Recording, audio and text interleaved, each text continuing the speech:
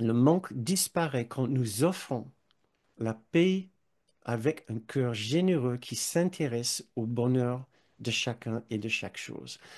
Donc, je vous invite tout de suite à reprendre votre posture de méditation et de retourner à cet endroit profond en nous où nous allons pouvoir effectuer ces changements profonds.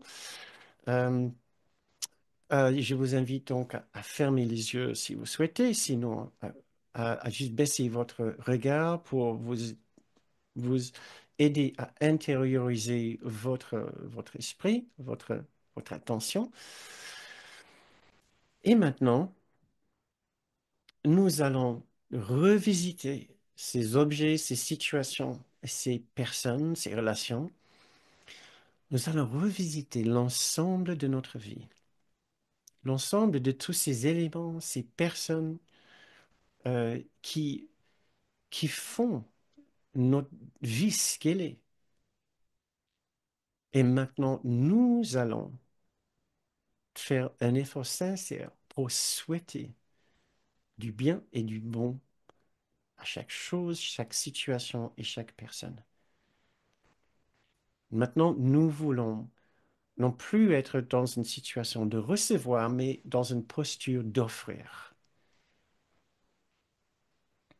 Nous voudrions commencer à offrir de l'amitié, de la tendresse et de la gentillesse à tout. Donc, d'une façon globale, je vous invite à faire un tour d'horizon de votre vie, vos différentes situations, toutes les relations qui peuplent, qui occupent une place dans votre vie, ces objets, votre maison, et comme une genre de posture intérieure, ressentir quelque part en vous la capacité et la volonté d'offrir de l'amitié, de la tendresse et de la gentillesse envers tout ce qui remplit le champ de votre conscience.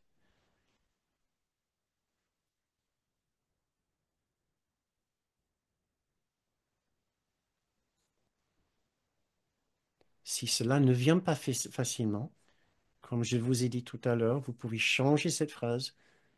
Je voudrais pouvoir offrir de l'amitié et de la gentillesse à tout.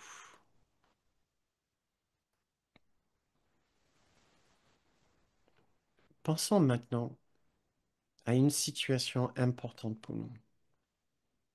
Situation familiale, situation de voisinage, situation professionnelle, une situation avec une administration publique.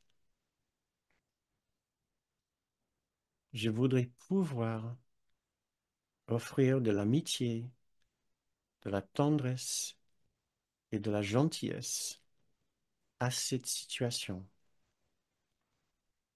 à l'ensemble de cette situation.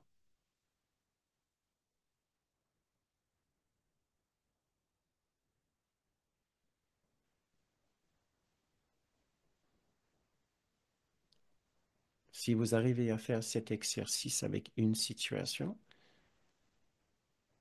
essayez une autre.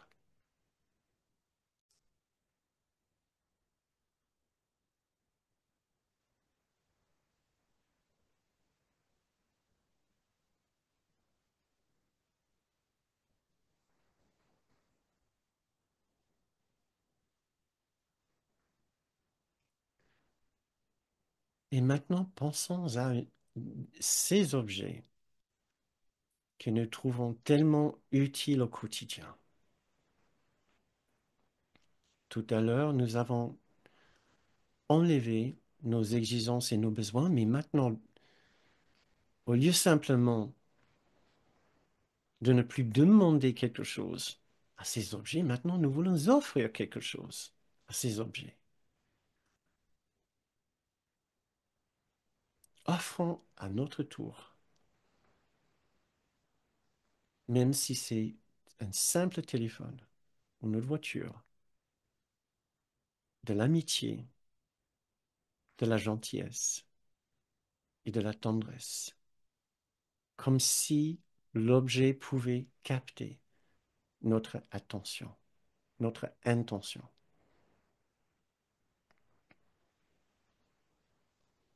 Qu'est-ce que cela vous fait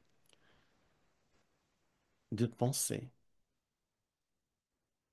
que vous pouvez avoir une pensée de profonde gentillesse et d'amitié envers votre ordinateur, votre maison, votre jardin,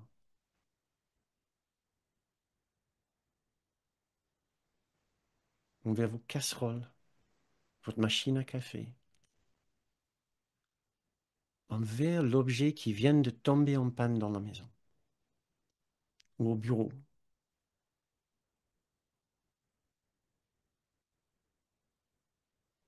Qu'est-ce que cela vous fait de savoir que vous pouvez refaire ami avec tous ces objets dans votre vie?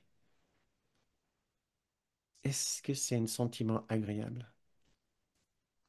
Ça, c'est la complétude et la plénitude que nous cherchons.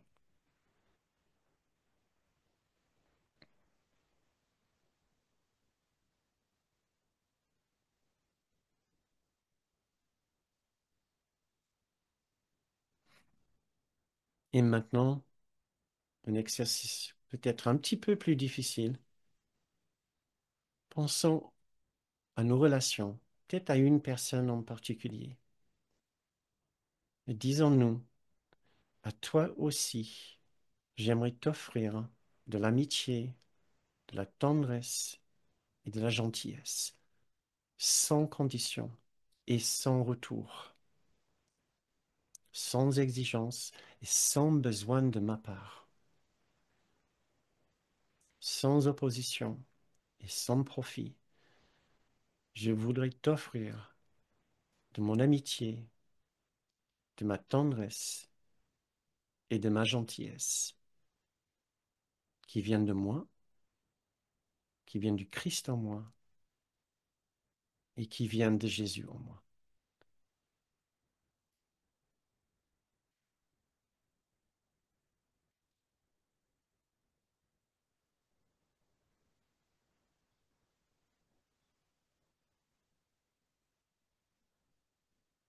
Allons encore un peu plus loin. Trouvons l'image de cette personne que nous avons tant de mal à apprécier, quelqu'un dans notre entourage, au travail, dans notre famille peut-être, hein, ou même juste quelqu'un à la télé, un politicien, un leader d'un pays étranger, peut-être quelqu'un qui manifestement n'est certainement pas dans son esprit juste. Il y a un tel choix dans le monde de toute façon. Nous n'exigeons pas qu'ils soient dans leur esprit juste avant de faire cet exercice. Nous voulons porter un regard sur eux sans opposition et sans gain, sans profit. Et maintenant, nous voulons leur offrir de l'amitié, de la tendresse et de la gentillesse, sans retour.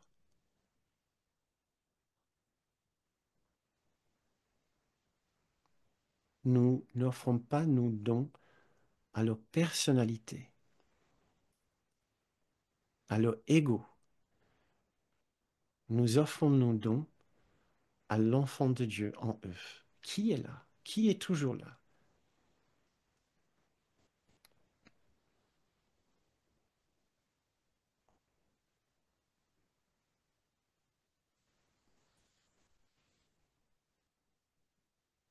Posons-nous cette question, envers qui et envers quoi puissé-je être gentil? Puissé-je lier une amitié profonde?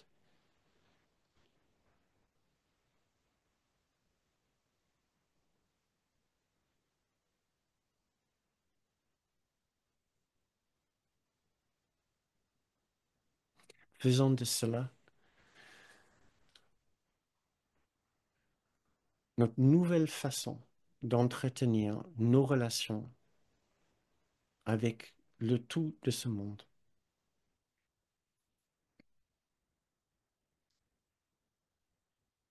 Nous pouvons maintenant porter un regard, entretenir une relation sans opposition,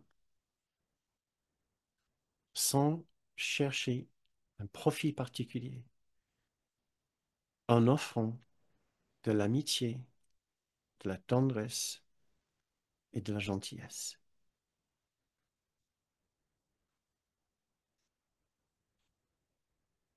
Et maintenant, pour finir cette méditation, et aussi pour terminer cette séance, je voudrais vous lire un passage du 7e section du chapitre 7. Dans ce passage, la volonté de Dieu, qui parle de la volonté de Dieu, nous comprenons la volonté de Dieu veut dire une pensée de Dieu.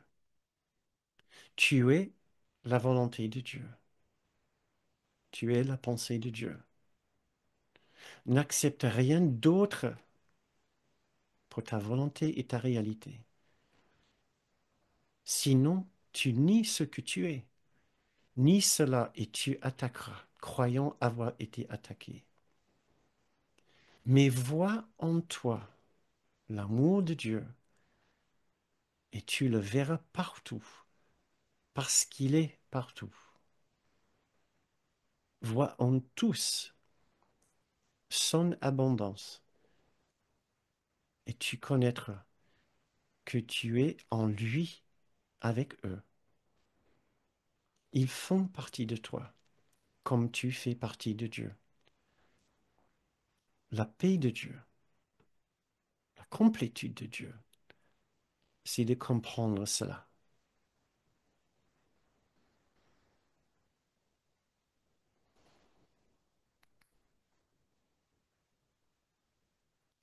Vois en toi l'amour de Dieu et tu le verras partout parce qu'il est partout. Vois en tous son abondance et tu connaîtras que tu es en lui avec eux.